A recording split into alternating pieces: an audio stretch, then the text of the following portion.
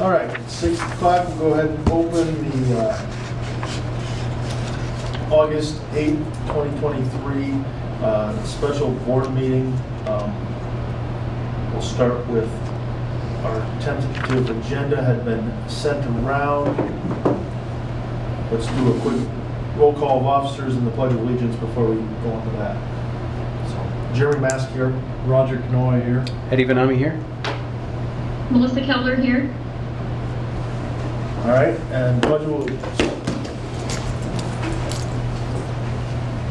I pledge allegiance to the flag of the United States of America and to the republic for which it stands, one nation, under God, indivisible, with liberty and justice for all.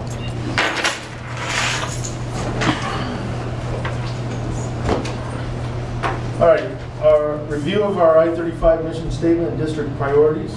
The mission statement, the Interstate 35 Community School District exists to develop lifelong learners and responsible, productive, successful citizens in an ever-changing society.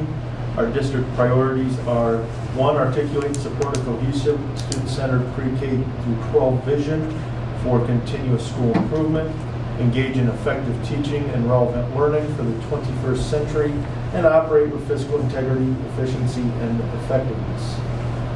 Now, everybody should have gotten the agenda. We would need a motion and a second for us to take action on it.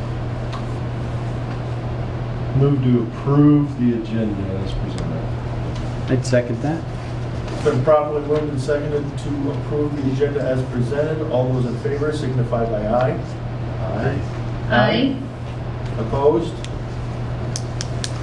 All right, items for discussion and or action. The engagement letter, Interstate 35 Consolidated School District, sales tax revenue, refunding bonds, Ayler's Law Firm, requesting approval for the engagement letter to begin work on the 2023 bond process. This is an actual item, requires a motion and a second for us to approve. Is there any color around the expenses that Allers and Cooney charge for this? I saw it was a flat fee rather than a hourly rate. Yeah, I did visit with Jim Wainwright at Allers, and so when you look at the that section, which is section 4 on the engagement letter, there are a couple of things that he kind of clarified. All the bonding agencies that do this work, law firms, do the flat fee. And so what they do is they look at, over time, how much are they spending, how many hours, the legal assistants, the people making the copies, all of that.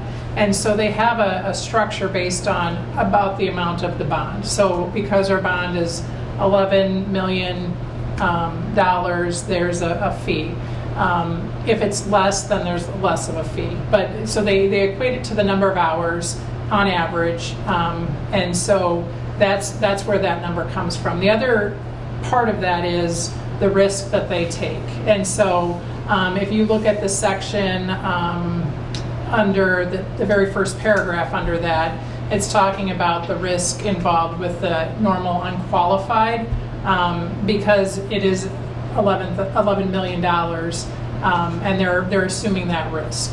So if, I think as he explained it, maybe the easiest way to think about it is if they come back and all of a sudden those should have been taxed, now we have, because they've guaranteed it, they're taking on that risk. Yeah. And so those are the kinds of the breakdown of that fee structure. So the $20,500 is a flat fee based on historical data for how long it takes to do the project, and then they do include the $350 hourly rate in there, not because we can pay the hourly rate, but if, let's say, we decide not to do the project, they're going to bill us for how much they have in it. Yeah. Because this is the fee from the beginning all the way through the end of the process.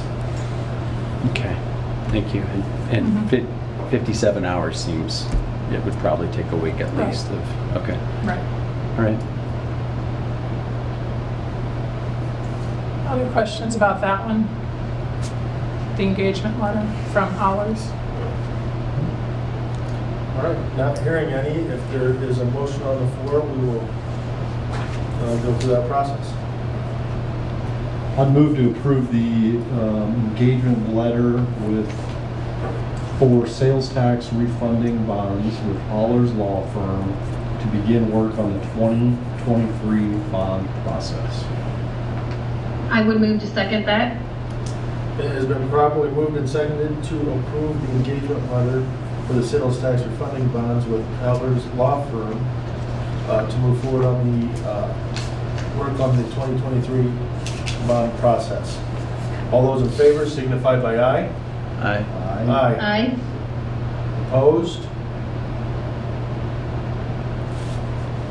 Okay. Next issue, the engagement letter. This is the sales tax refunding bonds with Piper Sandler requesting approval of the engagement letter to begin work on the 2023 bond process.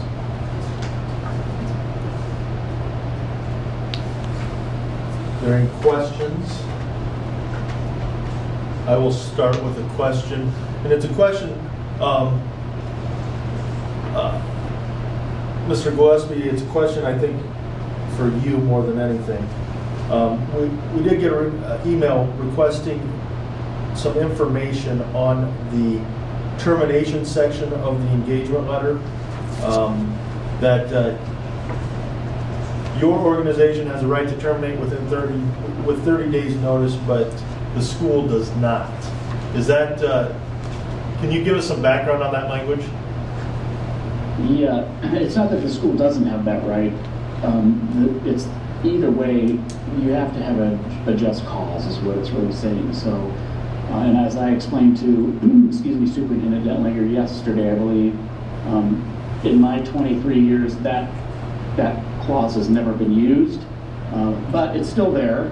It's in there because it's kind of standard language in our agreements.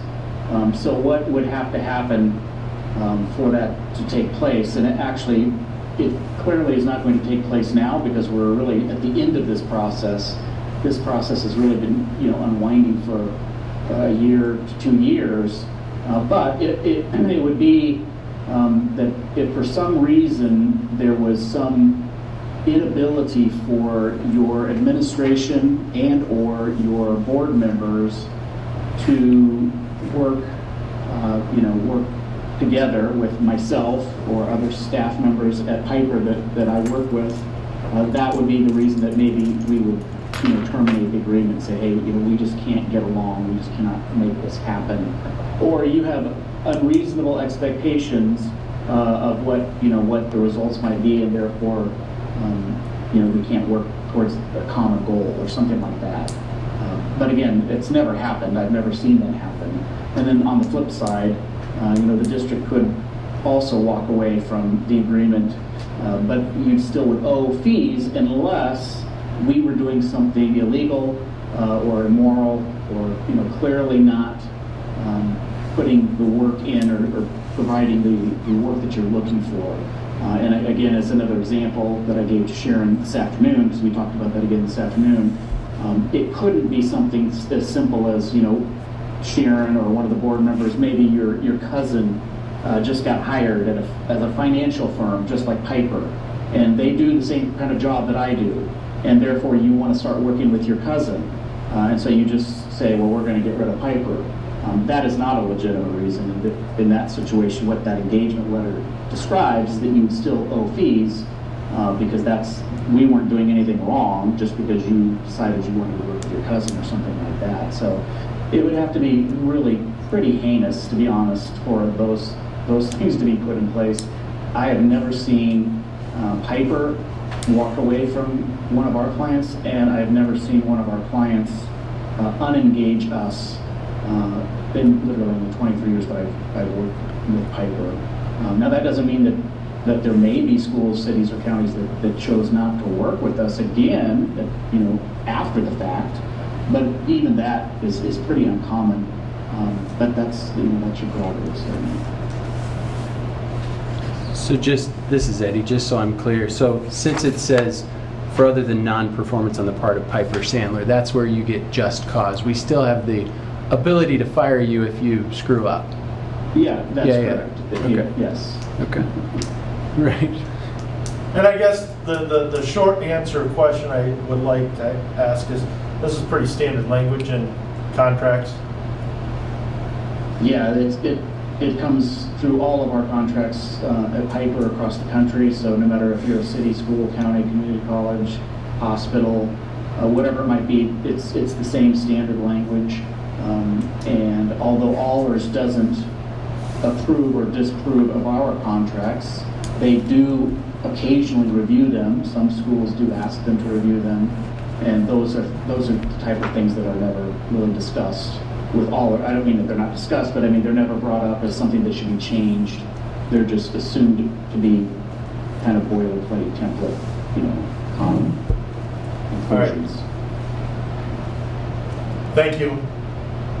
Are there any other questions? Matt, if I could just ask you about kind of the fees associated, whether it's placement agent or underwriter, and if you could just kind of talk through how you guys price this service that you provide, and is it Yep. standard across all districts? Is it depending on the size of the issuance? How do you? And I know it's tiered by the rating of the bond, and so if you could kind of talk through that too. Yeah, so if it's an underwriting, which this is not, because we are not buying the bonds from the district in tonight's situation. If the board moves forward, we are the placement agent. But if we did need to be the underwriter, and therefore Piper would be actually investing Piper's capital and buying the bonds from you, and then turning around and selling them, in some other way that we choose, then yeah, the rating can play a part in that. The lower the rating, and again, today's bonds are not rated, so this isn't really super relevant to today's transaction, but the lower the rating, again, the more risk that there is that something happens that's not good. The district fails to make payments on the bonds at some point in the future. And of course, if that ever happened, and that has also never happened in Iowa, but it could, and if it did, not only would somebody very likely sue the school district for not making the bond payment, they would also then almost certainly sue Piper and perhaps Allers and Cooney as well, for aiding in the transaction, maybe knowing that you couldn't make the payment or presuming that you couldn't, or having some kind of, insider information that maybe one day the district would certainly not be able to make the payment or something like that. So those types of risks are involved with that. And then of course the size is also, there's basically kind of a minimum cost that we all assess, and that's around about a $2 million or smaller type of project. The fees really don't go lower at that point, but then when you start going above roughly $2 million, then it does start to depend also on the principal amount, the amount that you're borrowing. But then it also is impacted by the amount of time, and not just the time for this exact transaction, but time and travel or any kind of expenses that have been invested in, oftentimes over many years. Not necessarily, that's not necessarily the case with I-35, but you can imagine that sometimes we go to school board meetings and school community meetings literally for years and years ahead of a bond issuance, in particular voted general obligation bond issuances that maybe fail time and time again. And we aren't compensated for those types of things until the school eventually does get to the point where something proceeds. So there can be sometimes lots of time invested, and then there's always before and after. I think, as probably both Ted and Sharon know, they can call, email, whatever, have a meeting with me anytime they want. Many times a year if that's what they really want, and there may not be even a bond issue being, a specific bond issue being discussed, and there's no cost for those types of things because eventually they get rolled into something that you do. So sometimes you do look at the costs, at least I would if I was a citizen, and think they seem a little bit maybe higher than what is proportionate to what you're doing, but that's because we might have been meeting and having lots of things over 2 or 3 or 4 years where there were no costs involved. So it's based off of multiple things, but it's similar across the industry as far as, if you looked at other transactions like this elsewhere. And actually, if you went to other states, and I'm not trying to make it sound like you guys are getting a great deal or anything, but if you went to other states, there's actually often even much higher fees. Just here in Iowa, we have such a good relationship with schools. We work with so many, roughly 90% of all the schools, and therefore we know we're going to have a certain amount of business just generally each year. And so that helps us maybe sort of temper those costs so that every school is getting some benefit from our services, even if, like I said, even if they're not paying us at any particular point. And maybe next year that could be you. You may still want some help, discussions, updates, whatever, and you wouldn't be paying us any costs later to do that because you already paid us costs, or some other school, was paying costs at that time. So, and I don't mean to make it sound like you're paying other schools fees. That's not happening either. But it just sort of Sure. allows everyone to get the services for, only having to pay when you really have transactions, but still get services when you're not getting the transaction. If that makes sense. The benefits of scale. You guys have a lot of Yeah, business. exactly, Benefits yes. of scale. And so if the minimum is 21,500 and the maximum is 86,000, what do you think the fees might come in at? Actually, you're going to see that, and you can see it since we're talking about it. I'll show you right here. What you see right here, this is also Allers fee. I think you just approved their contract for $20,500. Yeah. But then it includes their costs, and they always quote their costs to us as basically $500. Yeah. So their fee, what they told us this morning, was to use $21,000, and then you see ours here, which is $71,000, and that is less than what that maximum could be. So, we can go up to that maximum, but in this case, I did look at, kind of how much time have I spent with the district, not exactly on this transaction, but, over the last few years, etc.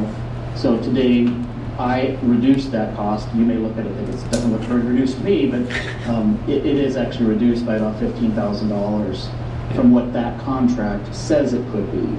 Yeah. So even though presumably you're going to approve that engagement letter here in a minute, which gives you the higher amount, it's not going to be that higher amount.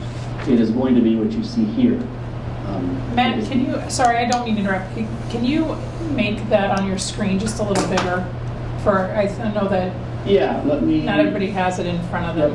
Yep, let me get out of that full screen and then do that. Thank you for that explanation, Matt. Can you see that a little bit Yeah, better? that's better, yep. Yeah, and we're going to look at this whole sheet here in just a few minutes. But, Yeah. So what you see down here, these are those costs.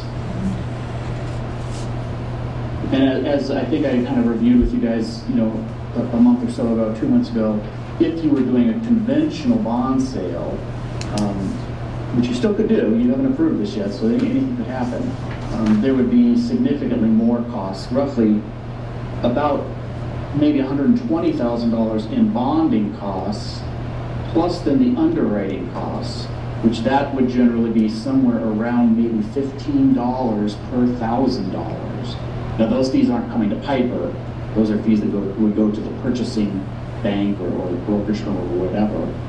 But those then in this situation would be about another roughly $150,000 in costs, which are just eliminated because of this process. Does that make sense? Makes sense to me. And are they getting much different pricing through the syndicated transactions? Yes, they would generally, because we do transactions like that Sure. sometimes. For example, Sigourney School District is proceeding with this very similar borrowing to what you're doing, but they're going the conventional sale route. Now the reason for that is because I personally believe that they need to have a reserve fund on their bonds. And that's going to be required with a conventional sale. We're trying to eliminate that with your transaction, and I don't believe you need it because of your proximity to the metro, your history of enrollment, the likelihood of your enrollment at least remaining consistent, if not growing, So the likelihood that you might not be able to pay the bonds is, to me, very, very minuscule, and no school hasn't ever paid them, so that's important to know. But for Sigourney, it's not quite the same. They're in a little bit less, financially affluent area, a successful area, whatever. So it's just a different way that people are going to look at the bonds in that situation, look at the district. So they will, if they were doing it today, they won't be doing it for another month. But if they were doing it today, the difference is that they would probably get a little bit lower interest rate than what you're getting. But then they would have to set aside that reserve fund, and they'd have to pay all of those extra fees. Yeah. So you can look at interest and fees really in the bigger picture are the same thing to you. It's just money that you don't have anymore. But having those lower fees and less or no reserve fund up front allows the school district to build or spend more money on the project, which is really what you need to do today. You could actually use more money than you're getting today if we could get it, but it's not possible today to capture more. It may be a year, 2 years, 3 years from now, etc. Great, thank you.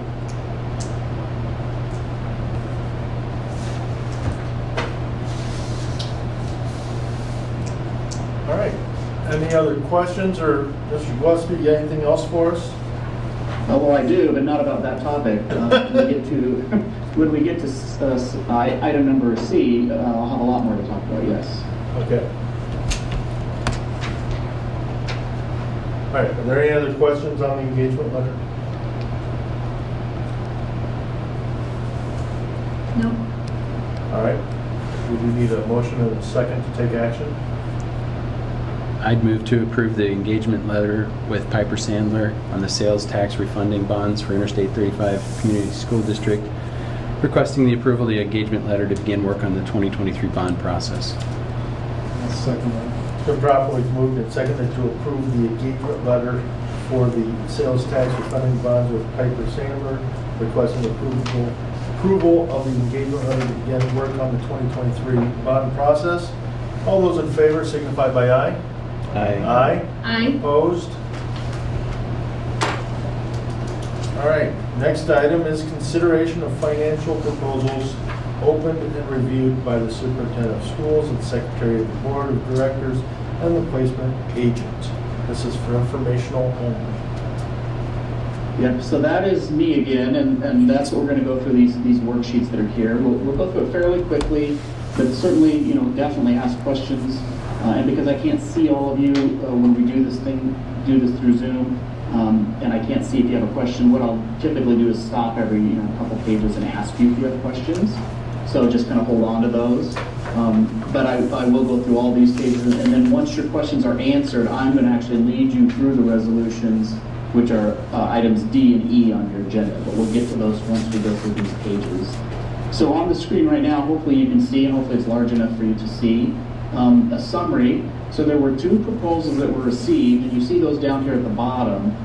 One from Capital One and one from Huntington Bank. I'm sure you've heard of Capital One. That's the same company that has all the credit card offers that you see on television. Huntington Bank, most of you maybe have not heard of, but it is a very, very large bank. They just don't have branches here in Iowa. So it would be not quite similar to U.S. Bank or Wells Fargo, but it would be on the same kind of level of a large super regional type bank. They just don't have branches here. And what you see here are the proposals that they gave us. The interest rate, and the interest rate for Capital One, 4.73 versus the 4.98 with Huntington Bank. And then the other thing that they get to choose or get to dictate is the call feature.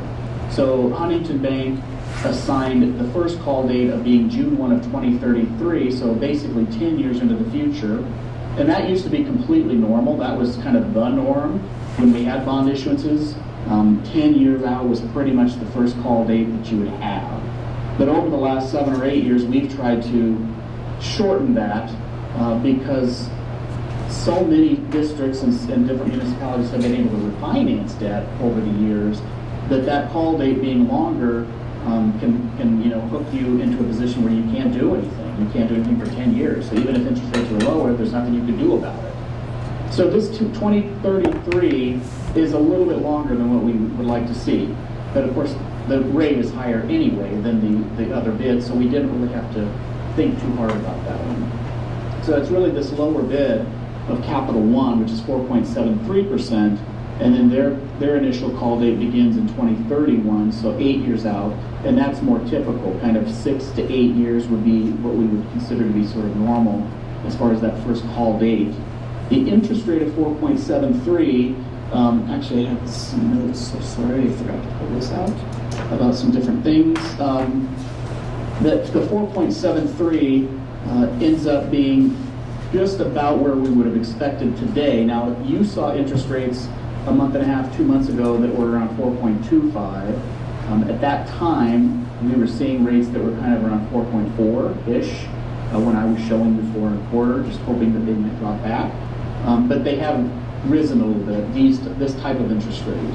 So we had another issuance very similar to this yesterday for Marcus Meriden Cleghorn School District in northwest Iowa. They had one of their local banks bidding, which was very nice because their local bank was really pretty aggressive. And it's always nice to work with the local bank if you can. And theirs was also not was bank qualified. So it's quite a bit smaller than what you're issuing here. And their rate was just a little bit lower than this rate, but we would expect that because yours is not bank qualified as well.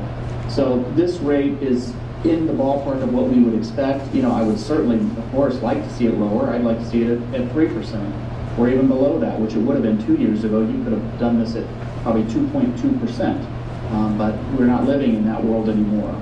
So that rate in and of itself is within the margins of being reasonable. We do calculate, which you do not see on this page, but we do calculate for our own file just to sort of prove to ourselves or regulators if we ever get audited, etc. You know, what do we think would have happened had you had a conventional sale today? So in other words, the lower interest rates, slightly lower interest, but higher fees. And what that worked out to be, again, you don't see it on this worksheet, but we believe that a conventional sale for you today would have brought you what we call the all-in, that's this number that you see over here, of right around 4.78 for a conventional sale. And you're getting, actually this is what it was as bid, but you can see up here the final number is 4.88 once we did all the calculations, reduced the size, etc. So this is about roughly 10 basis points higher than what we think that conventional sale might have produced. However, you're getting the fact that you don't have ongoing regulation, which is, there's no financial number that's associated with that, but there is risk that's involved that you don't have. You do not have to continually file ongoing disclosure on what's called the EMA website, which is a Securities and Exchange website. So you don't have to file that, as well as you're getting no reserve fund. That's producing about $1 million more to spend on these projects than what you otherwise would have gotten had you gotten that roughly 10 basis point difference in overall total cost. This all in is not just the interest, it's the interest and all of the various fees, the lawyer, Piper, all of those different expenses that are included there. That's what this adds up to. So you could say that this is truly what you're paying, not just interest, but overall cost. So the Capital One bid was still right in the ballpark of what we think would be acceptable, and they did not require the reserve fund, which that is a key thing of this transaction, and really the reason why we attempted to go down this path was to eliminate that reserve fund and the underwriting costs as well. Like I said, a total of about $1 million. That is, instead of having to set it aside as a safety net or to pay people more fees, you get to spend it on your projects, which you'll see on the next page here in just a second. But just noting the call date, as we said, it begins in 2031 at 102%, and then it drops to 101% the next year, and then at par or 100% in 2030. Actually, this should say 2033. That's a typo, sorry. But 2033. And then once you get to 2031, it's not just on these annual dates. It would be any day after that with 30 days notice. So if you could pay them off let's say, you accumulated a ton of money, or somebody dumped a bunch of cash on the district, they donated a bunch of money. We kind of laugh, think that doesn't happen, but it actually does happen sometimes. And that's something that could be done. You could use it to pay off debt, and you could save, hundreds of thousands of dollars in interest by doing that. But if the bonds aren't callable, you can't do it. So you could begin to do that June of 2031, and then any time after that with 30 days notice. So again, paying the debt off completely, which would be a great thing. But more likely, what really happens more realistically is that you refinance the debt. If interest rates happen to be lower, 6 or 7 years from now, certainly you have the option to refinance. Your district has done that before with various debts over the last 20 years that I've worked with the district. You probably refinanced debt, I would say at least 3 times, if not 4 times, over that 20-year period. Sometimes general obligation bonds, sometimes sales tax bonds that you had outstanding to save interest cost. So this is the page we were just looking at a little bit ago that had the cost down here. But what you see on the right side of this page, the big part of it, this is the amortization schedule. So the reason it says preliminary result is because, of course, we don't know that you're approving anything. That's coming here in a few minutes, we assume. But this is what it will look like if the board approves it. So you'll have these annual principal payments, semi-annual interest, just like all the other debts the district has. The reason that it's $10,635,000 and not $10,640,000 or $11 million or $11.2 million is because of this coverage factor over here. So what I did is I took the interest rate and then the amount of revenue that you're projected to get, this $1,033,000, and Ted has asked me a question about this. This is actually not any number that you will see on any document from the Department of Revenue, for example, because we're required to use whatever we know today to be factually correct. And what we know today is your October of 2022 enrollment. We don't know what your October of 2023 enrollment will be yet. And we don't know what the fiscal year 24 revenue per student will be for sales tax. That will be published by the Department of Revenue in the next couple of weeks, but today we don't know it. We can guess what it is, and we do guess what it is, but we can't use that guess in this particular worksheet. So we have to use what was really the fiscal year 23 revenue per student, and then multiply that times your October 2023 enrollment, even though the October 2023 enrollment will be used for distributing fiscal year 24 sales tax money, because we're always a year behind there. But anyway, that $1,033,000, I actually think you'll probably get a little bit more than that next year. We'll know what that number is here in a couple of weeks. But that compared to your annual payment is producing what we call 1.25 times coverage. Or you have $1.25 coming in for every dollar that you owe to make a principal and interest payment. The difference, which is about $200,000 a year, you're free to spend, and certainly you probably will spend it, over time on different things, buying a bus, fixing things, whatever it might be. But it is there as coverage just in case there was a time when you couldn't make the payment, which is unlikely, but we can never say never. So if for some reason you didn't have enough money to make the payment on any of these payment dates, then you would have tapped into the reserve fund. Well, there is no reserve fund. That's part of this discussion, of course. So, but there's a $200,000 difference here. And from year to year, you certainly accumulate some of it as well. So there probably would be more sitting around if you couldn't make the payment. But that's how we determine what the amount was. And then what you see up here, where's the money coming from? Well, there's $10.6 million in bond principal. This is an estimate, an estimate of how much interest you might earn, because you can take this money and set it in the bank. Construction on these things is not going to happen overnight. It's not going to pop up, out of the prairie and just have a new school building sitting around. So because you're going to put the money in the bank, you will earn interest on it. Now this is, again, a guess or an estimate. You could actually earn higher than 3.5% today. So when this money does come in, Ted will probably talk to the area banks, talk to IceJet, etc., and see what rates are available. But it should be above 4%.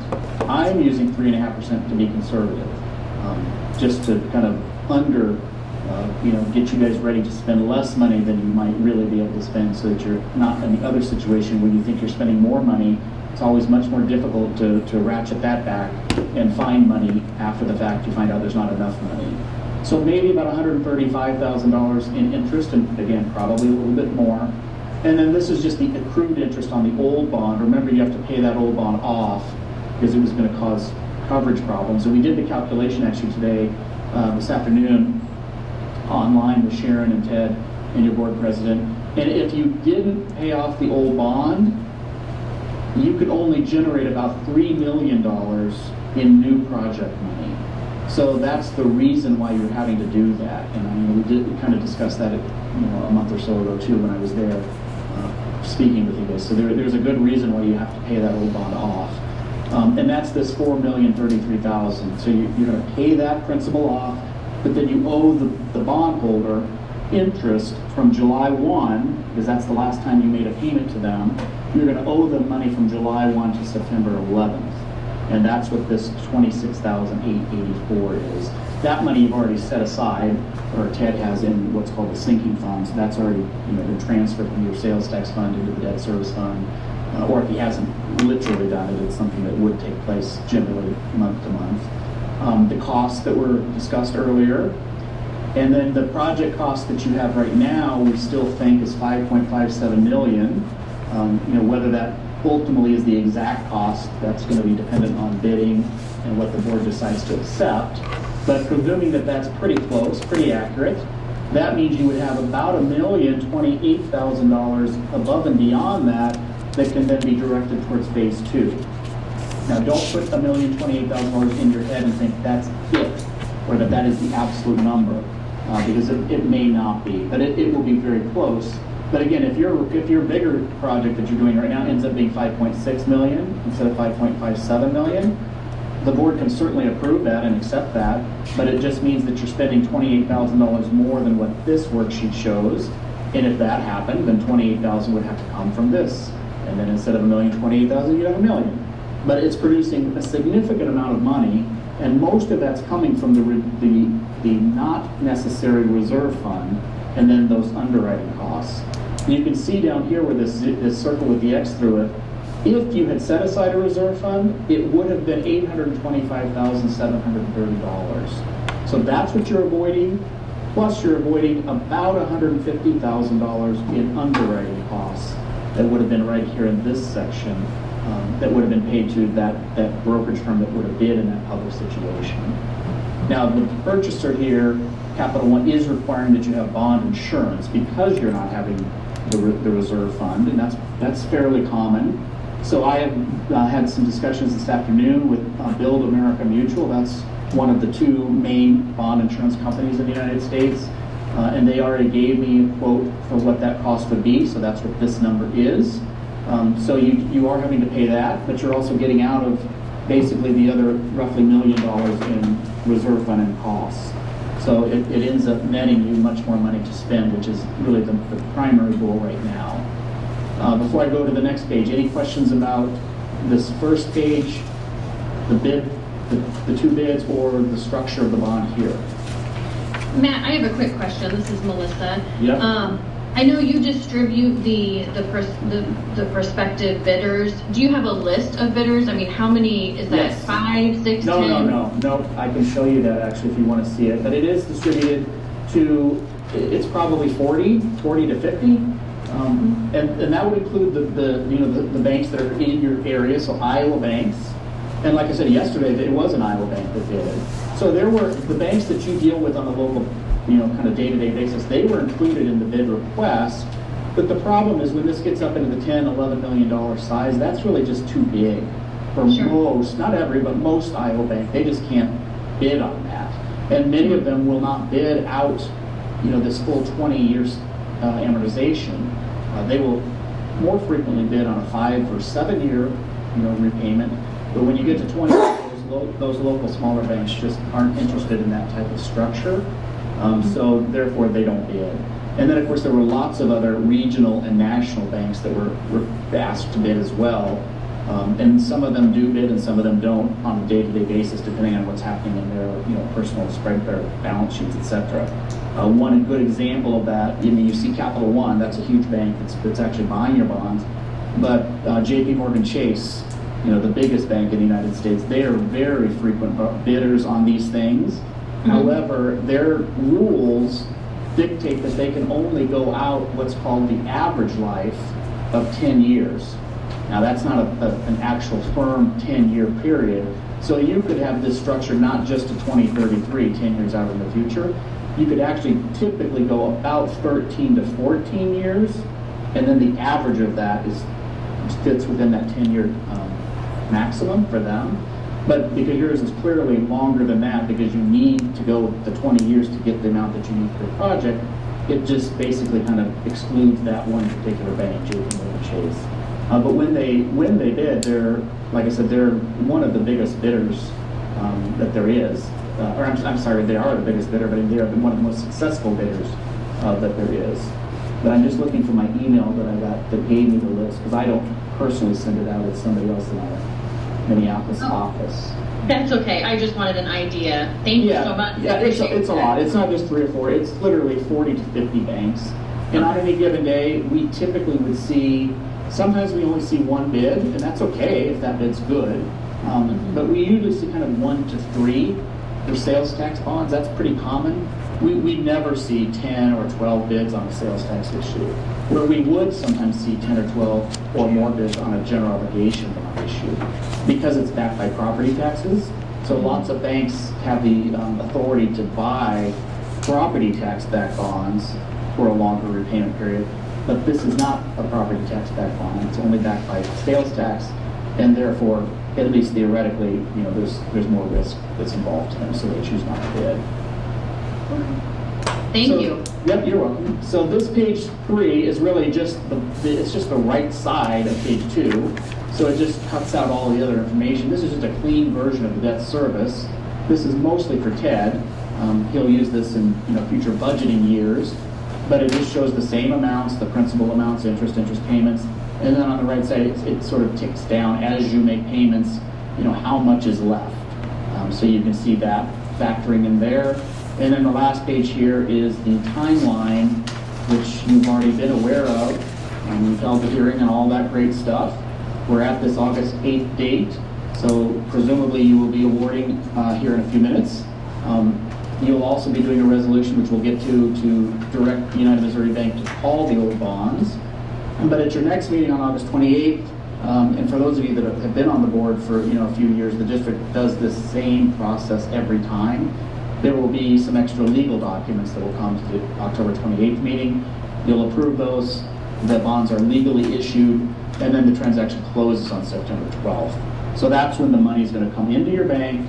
The old bonds will be paid off, and the rest of it, that $6+ million, will be available to you to start spending, to pay architects and engineers and project costs and all of that stuff. So you'll actually have the money on the 12th.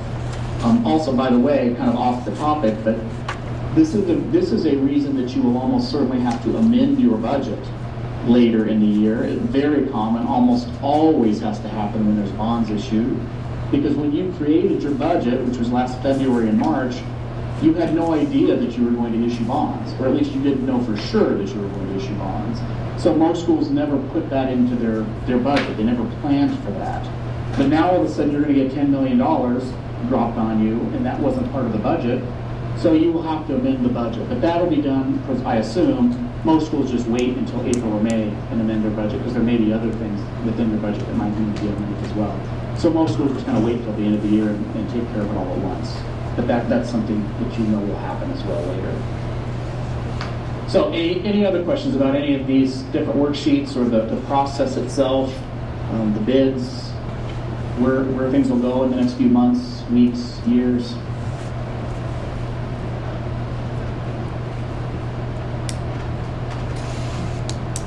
Nope, sounds pretty quiet. Okay.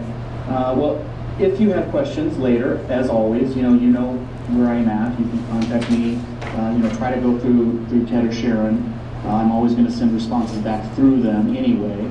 But if you do have questions or citizens ask you questions that you're not sure of the answer to, definitely, ask the questions. You don't want to not know, and there's never a stupid question. So any question you might have, they would definitely bring those about. But the next item on your agenda is item D, and I'm going to lead you through that. It's acceptable for me to do that. I'm going to paraphrase the resolution. One of the board members simply needs to so move what I say. Another board member needs to second the motion. And then, Ted, you will have to have a roll call vote. That is part of the law. So the resolution before you is directing the sale of $10,635,000 of school infrastructure sales services and use tax revenue bonds, Series 2023, to Capital One Public Funding, LLC of Litchfield, Connecticut. So moved. And I'd second that. It's been properly moved. Is there a second? I'd second that. It has been properly moved and seconded. We do need to have a roll call vote for this to pass. Jeremy, aye. Roger, aye. Eddie, aye. Melissa, I.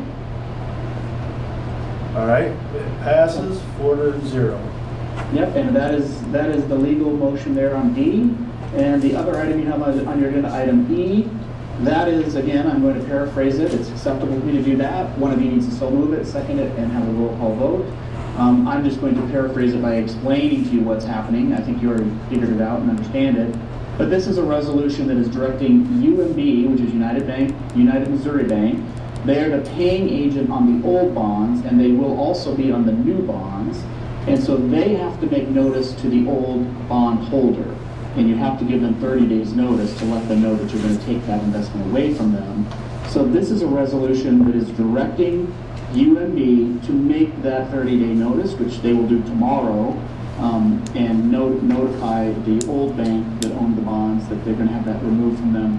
And then also, it's part of the resolution is then directing them to actually make the call and payout, which will take place on September 12th. That's what that resolution is about. Somebody can so move that. So moved. Second. It has been properly moved and seconded. All those in favor, is this also a roll call vote? Yep, it is. It is. Okay. Thank you. Roll call vote, Jeremy, aye. Roger, Eddie, aye. Melissa, I. 4-0, and that one also passes. Okay, that is all you needed to do tonight. I don't think you have any other agenda items, but if you do, you can continue on with those, or you can adjourn the meeting. As I said, if you have questions anytime, tomorrow, a week from now, a year from now, ask the questions. We want to make sure your questions are answered. I do have a meeting with Maquoketa School District, so I'm going to drop off, but I'm not going to cut you guys off. So Melissa, you should be able to still be there for the next few minutes to finish that meeting. So thank you all. Have a good evening, and we'll talk to you all sometime soon, I'm sure. Thank you, Matt. Thanks, Matt. Thank you, Matt. Thanks, Matt. All right, the next board meeting is scheduled for August 28th, and that's the end of that. Is there a motion to adjourn? I'll make a motion to adjourn. I'd second that. Properly moved and seconded for us to adjourn. All those in favor, signify by aye. Aye. Aye. Aye. Opposed? We're adjourned. It is 6:48.